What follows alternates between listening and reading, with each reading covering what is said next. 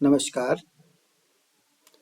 आज की वीडियो में हम बात करेंगे रघुवंश महाकाव्य के द्वितीय सर्ग का श्लोक नंबर 29 और श्लोक नंबर 30।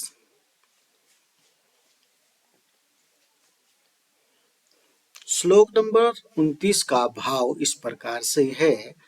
सह पाटलायां गवितस्तिवासं धनुर्धरः केसरिणं ददर्श आदित्यकायां युधातुमय्यां लोदद्रुमं सानुमत प्रफुल्लम। क्या होता है, जब वहां जंगल में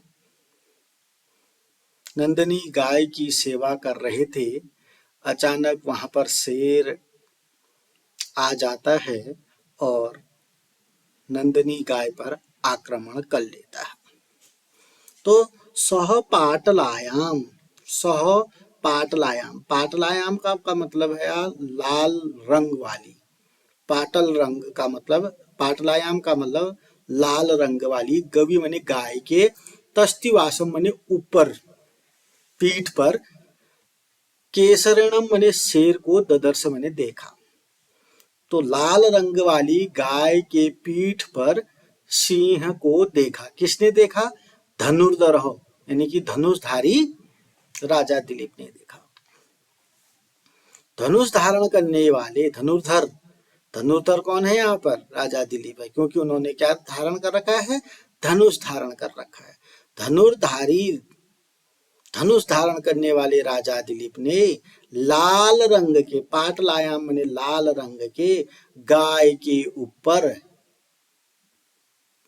तस्तिवासम माने ऊपर या पीठ पर, केसरिणम माने सिंह, शेर को, ददर्श माने देखा। पहली पंक्ति समझ में आ गई होगी कि राजा दिलीप ने अचानक से शेर को वहां नंदिनी गाय के पीठ पर बैठे हुए ददर्श माने देखा। तो कैसे उस समय की स्थिति को कैसे व्यक्त किया है? आदित्यकायाम युधातुमय्याम लोदद्रुमं सानुमत प्रफुल्लम। तो उस समय की जब नंदिनी के ऊपर बैठे हुए शेर को राजा दिलीप ने देखा, तो उस स्थिति को इस रूप में व्यक्त किया है। आदित्यकायाम युधातुमय्याम, धातुमयी, धातुओं से सुसज्जित, पर आदित्य कायाम माने पर्वती भाग। आदित्य कायाम का मतलब है पर्वती भाग। कैसा पर्वती भाग? धातुओं से युक्त, गैरिक आदि धातुओं से युक्त पर्वती भाग, पर्वत के ऊपरी भाग में लोध द्रुम, लोध द्रुम माने पेड़, लोध वृक्ष की तरह, प्रफुल्लम फूला हुआ, तो फूला हुआ लोध वृक्ष की तरह देखा। कैसे देखा? पर्वत, धातुमयी गैरिक आदि धातुओं से युक्त पर्वत के ऊपरी भाग में, धातुमयी गैरिक आदि धातुओं से युक्त पर्वत के ऊपरी भाग में फूले हुए लोध वृक्ष के समान देखा। जब राजा दिलीप ने नंदिनी के ऊपर, क्योंकि नंदिनी कैसी थी? लाल वर्ण की थी, लाल हल्का श्वेत युक्त थी वो नंदिनी गाय। तो उस नंदिनी गाय के ऊपर किसको देखा? शेर को देखा। तब उस स्थिति को कैसे बताया गया है कि गैरिक आदि धातुओं से, धातुएं गैरिक आदि धातुओं से युक्त जो पर्वती भाग है, पर्वती भाग कैसा है? गैरिक आदि धातुओं से युक्त है।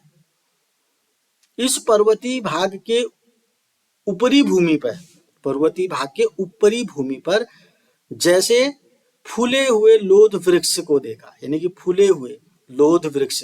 लोध एक वृक्ष है, लोध द्रुम लोध का वृक्ष है, वह कैसा है? फूला हुआ है। अब इस दोनों की समानता को यहाँ पर बता दिया गया। जैसे लाल रंग की गाय के ऊपर शेर, वैसा ही लग रहा है जैसे पर्वत के ऊपरी भाग में फूला हुआ लोध वृक्ष है। क्लियर हो गया होगा। जैसे आप पर्वत गैरिक आदि धातुओं से युक्त जो पर्वती भाग होते हैं, पर्वत, हिमालय पर्वत की बात करूं तो वहां गैरिक आदि धातुओं से सुसज्जित है वो पर्वत, तो इसलिए धातुमय्याम लिख दिया पर्वत के लिए। पर्वत कैसा है? धातुमयी है, गैरिक आदि धातुओं से युक्त है। ऐसे धातुमयी या गैरिक आदि धातुओं से युक्त पर्वतीय भाग के ऊपर, उस पर्वतीय भाग के भी ऊपर फूले हुए लोध वृक्ष के समान देखा। उम्मीद करता हूं आ गया होगा। हुआ क्या कि वहां नंदिनी के ऊपर बैठा हुआ, नंदिनी कैसे कलर की थी? लाल वर्ण की थी। लाल सपाटलायाम गवि, पाटलाया मने लाल रंग की गाय के, तस्तिवासम मने उसके ऊपर पीठ पर, केसरणिम केसरणिणम का मतलब शेर को, ददर्श मैंने देखा। किसने देखा? राजा दिलीप ने देखा। तो इस स्थिति को कैसे? पर्वत की, धातुमयी पर्वत के ऊपरी भाग में जैसे फूले हुए लोध वृक्ष को देखा। धनुष धारण करने वाले उन राजा दिलीप ने श्वेत युक्त लाल वर्ण वाली नंदिनी के ऊपर बैठे हुए सिंह को पर्वत की गैरिक आदि धातुओं से बनी हुई पर्वतीय ऊपरी भूमि पर फूले हुए लोध वृक्ष के समान देखा। अब आपको परीक्षा में अगर इसके बारे में पूछा जाता है, सबसे पहले आपको संदर्भ लिखा जाता है, तो आप इसका संदर्भ कमेंट बॉक्स में लिख सकते हैं। अगर आपको नहीं आता तब भी आप पूछ सकते हैं। संदर्भ के बाद आपको लिखना होता है इसका प्रसंग। आप कमेंट बॉक्स में प्रसंग लिख सकते हैं। अगर आपको प्रसंग लिखना भी नहीं आता तो कमेंट बॉक्स के माध्यम से पूछ सकते हैं। आपको उत्तर तुरंत कमेंट बॉक्स के द्वारा ही प्राप्त हो जाएगा और आपको संदर्भ, प्रसंग, व्याख्या लिखना आ जाएगा। जब श्लोक पूछा जाता है तो उसका संदर्भ पूछा जाता है, प्रसंग पूछा जाता है, उसके बाद क्रमशः व्याख्या लिखा जाता है। आगे देखते हैं। ततो मृगेन्द्रस्य मृगेन्द्रगामी वधाई वध्यस्य शरं शरण्यः जाताभिसंगो नृपति निसंगाद उद्धर्तुम एच्छत प्रसव उद्धतारी। तो अचानक से राजा दिलीप ने नंदिनी के पीठ में बैठे हुए शेर को देखा। उसके बाद क्या? ततो मने उसके बाद। उसके बाद क्या होता है? ततो मने, ततो शब्द लिखा है ना, ततो मने उसके बाद, यानी कि नंदिनी के ऊपर बैठे हुए शेर को देखने के पश्चात मृगेंद्र, मृगेंद्र का कौन है? शेर हुआ। वधाई, वध के लिए, निसंगाद उद्धर्तुम शरम, शरम मने बाण, निसंगात कहते तर्कस से, उद्धर्तुम मने निकालने की, इच्छत मने इच्छा की। अब क्या की उसने, राजा दिलीप ने? उस मृगेंद्र सिंह के वध के लिए अपने तर्कस से, तर्कस का मतलब निसंगात होता है बच्चों, उद्धर्तुम मने निकालने की। उद्धर्तुम शब्द देख लीजिएगा, टाइम लगाओ आप। निसंगात शब्द है एक, निसंगात मने तर्कस से, जो पीठ पर होता है तर्कस, बाण रखने वाली जगह तर्कस, निसंगात मने तर्कस से, उद्धर्तुम मने निकालने की, एच्छत मने इच्छा की। तो तर्कस से निकालने की इच्छा की, यहां से तर्कस से निकालने की इच्छा की, क्या की? शरण मने बाण। तो उसके बाद राजा दिलीप ने, कैसे राजा दिलीप ने? मृगेंद्रगामी, जो मृग के समान थे, जो जैसे मृग यानी कि शेर चल सकता है ना, वैसे ही वो भी चल सकते थे। तो मृगेंद्रगामी, मृगेंद्र के समान चलने वाले, शेर के समान चलने वाले, ठीक हो गया। और दूसरा है शरण्य हो, शरण में आए हुए लोगों की रक्षा करने वाले, शरण वत्सल भी इसको कहते हैं, शरण्य।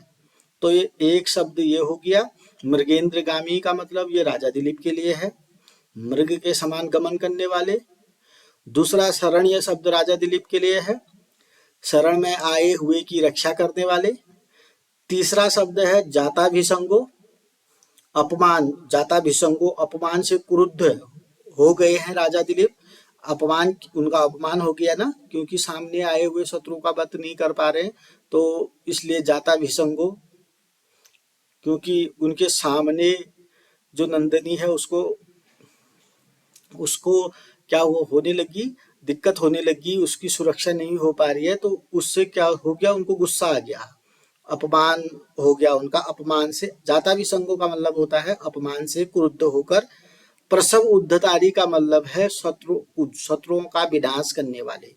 प्रसव उद्धतारी का मतलब क्या हो गया, उद्धतारी बलपूर्वक, प्रसव उद्धतारी शत्रुओं का बलपूर्वक दमन करने वाले। तो 4 शब्द जो है राजा दिलीप के लिए गए। मृगेंद्र के समान चलने वाले, शरण में आए हुए की रक्षा करने वाले, अपमान से क्रुद्ध होकर जो शत्रुओं का बलपूर्वक विनाश करने वाले राजा दिलीप हैं। उन्होंने उस शेर के वध के लिए अपने तरकस से बाण निकालने की इच्छा की। आ गया होगा बच्चों, पुनः एक बार और देख लीजिएगा। राजा दिलीप ने उस वध करने के, वध्यस्य का वध करने योग्य शेर की, सिंह की वध के लिए, बधाई मैंने वध के लिए अपने तरकस से सरम माने बाण निकालने की इच्छा की। अब कैसे राजा दिलीप ने, ऐसे राजा दिलीप ने जो मृगेंद्रगामी हैं, सिंह के समान गतिशील हैं, जो प्रसव उद्धतारी हैं, अर्थात शत्रुओं का बलपूर्वक विनाश करने वाले हैं, जो शरणीय हैं, अर्थात जो शरणागत हैं, जो शरण में आए हुए, शरण वत्सल है, शरणागत वत्सल है, जो शरण में आए हुए लोगों की रक्षा करते हैं, और जाता विसंगो अपमान से क्रुद्ध हैं। ऐसे राजा दिलीप ने उस शेर के वध के लिए, उस वध करने योग्य शेर के वध के लिए अपने तरकस से बाण निकालने की इच्छा की। थोड़ा और समय दे सकते हैं बच्चों इसमें। आपको ये बताना है कि तरकस शब्द के लिए कौन सा शब्द लिखा गया। तरकस, जो मैं हिंदी में तरकस बोल रहा हूं, उसके लिए यहाँ पर कौन सा शब्द लिखा गया है श्लोक में, उसको आप कमेंट बॉक्स में लिखेंगे। बाण के लिए कौन सा शब्द है उसको भी आप लिखेंगे। अगर आप ऐसा समझ गए ना, तरकस के लिए कौन सा शब्द है, बाण के लिए कौन सा शब्द है, तो ये इसका उत्तर या अनुवाद या व्याख्या करना और सरल हो जाएगा। संदर्भ प्रसंग व्याख्या आपको इसका आना चाहिए। तब अर्थात, ततो माने तब, उसके बाद, अर्थात सिंह को देखने के पश्चात, यानी कि सिंह को गाय के ऊपर बैठे हुए स्थिति में देखने के पश्चात, सिंह के समान गतिशील। तो मृगेंद्र गामी का मतलब होता है गतिशील, गामी माने गतिशील, सिंह के समान गतिशील यानी कि शेर के समान है वो, बलपूर्वक शत्रुओं का विनाश करने वाले। प्रसव उद्धतारी का मतलब हुआ बलपूर्वक शत्रुओं का विनाश करने वाले, ये राजा दिलीप हैं। शरणागत वत्सल, ये शरण्यः का मतलब है शरणागत वत्सल, शरण में आए हुए की रक्षा करने वाले। राजा दिलीप ने, ये 4 शब्द राजा दिलीप के विशेषण हो गए। राजा दिलीप ने अपमान से क्रुद्ध होकर, जाता विसंगों का मतलब है अपमान से क्रुद्ध होकर, वध करने योग्य, वध्यस्य का मतलब वध करने योग्य, क्योंकि आप शेर का वध करना ही चाहिए, इसलिए लिखा है वध करने योग्य।